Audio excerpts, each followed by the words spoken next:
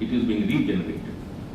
But as we age, as I told you, around after 30, 35, 40, the anabolic process of the whole thing gradually starts coming down and the catabolic path starts creeping up. And on this, if you add certain biomechanical factors which stimulate the catabolic process, then we'll end up with an inflamed osteoarthritic knee.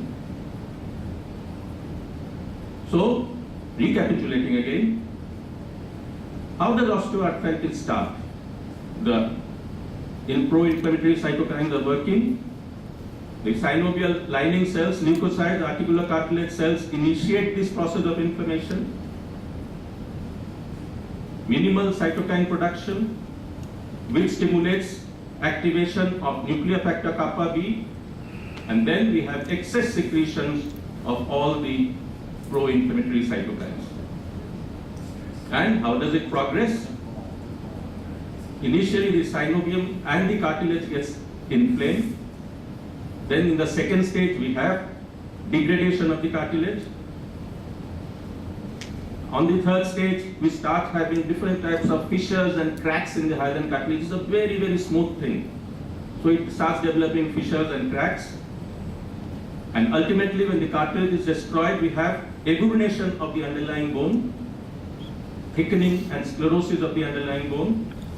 And then next, we develop subchondral cysts. I mean, the bone starts developing cysts because you are continuously loading that knee. These are fluid-filled spaces in the underlying bone. And then lastly, we have the development of osteophytes. So there is one very important message in this, that when we are looking at the X-ray of the knee joint and find that you have already developed osteophytes, means you are almost at the station. The journey has ended and you are at the station. So this is a very important thing. Osteophytes is not the first thing, it is almost the last thing. This diagram will tell you, on the left we have a good knee, and on the right we have a bad knee.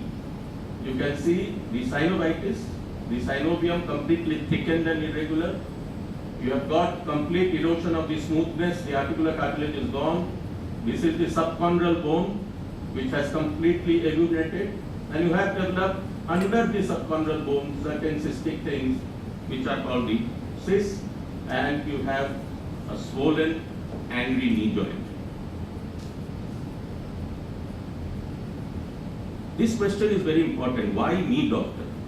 A first time knee pain patients, they come and tell me, doctor, I do nothing. I do not load my knee. I do not squat. But why I am having the knee pain?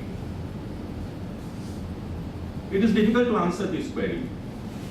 Why pro-inflammatory cytokines are triggered one fine morning is literally $1 million question. It is $1 million question because prolific studies are going on all over the world, mainly in the US, to find out why these pro-inflammatory cytokines are triggered and the whole process starts.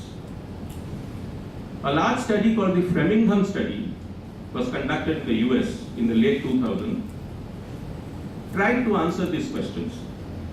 In the next few slides, I have highlighted some risk factors. We are divided into two basic categories, the systemic risk factors and the local risk factors. In the systemic risk factors, we have the hormonal status and the bone density of the patient.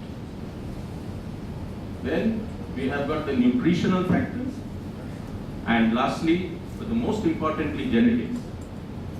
And we have around the knee joint some local risk factors like obesity, mechanical environment of the joint, loading of articular cartilage, acute joint injury and joint deformity, occupational factors, and sporting activities.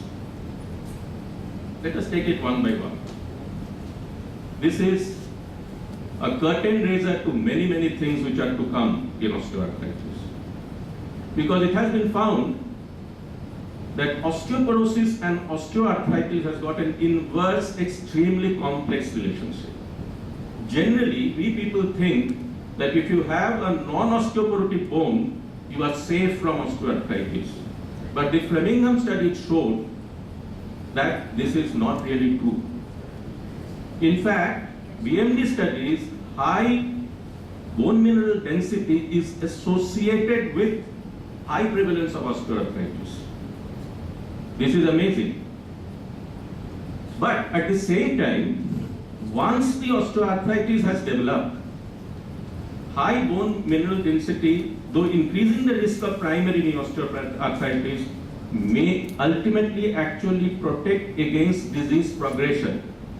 So it is somehow related to the development of osteoarthritis, but once you have developed osteoarthritis, this in some way is protecting your knee joint.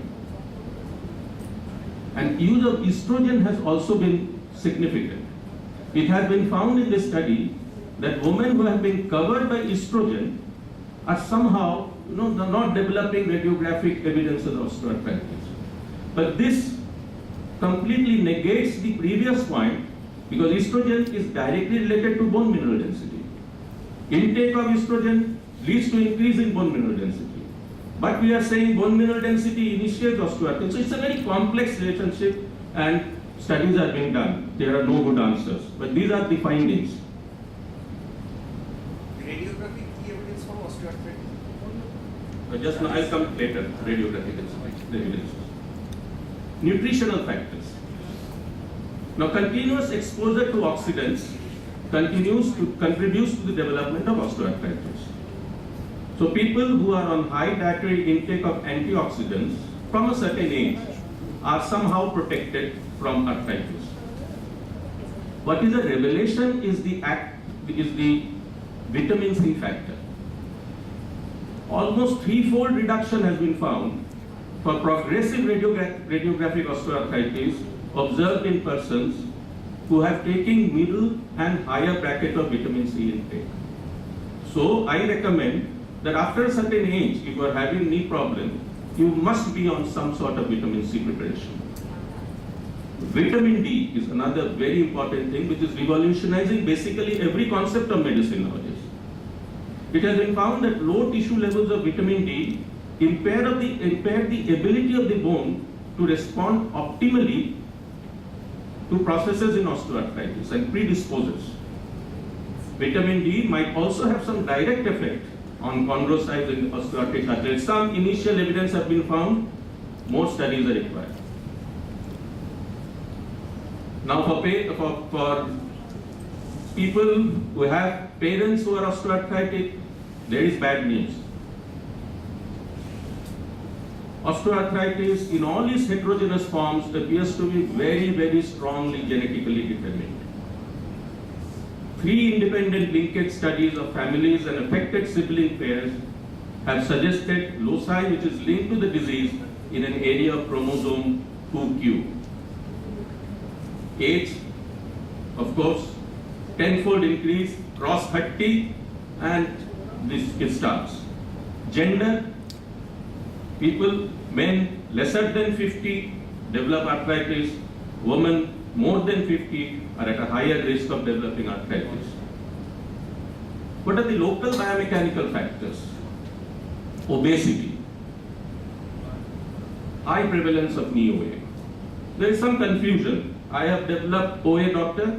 I am unable to walk. That is why I am putting up weight. So there was a lot of study whether OA preceded obesity or obesity was the ultimate factor due to OA. But this Framingham study showed that being overweight antedates the development of OA. It only makes things worse. Mechanical environment of the joint laxity, proprioception deficit, malalignment, these are predisposing factors. And then the loading of the cartilage.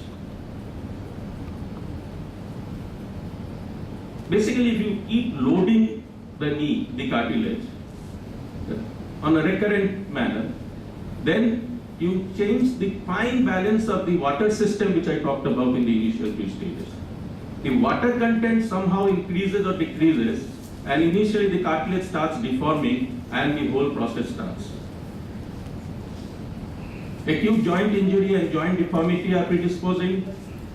And occupational factors. Jobs requiring kneeling or squatting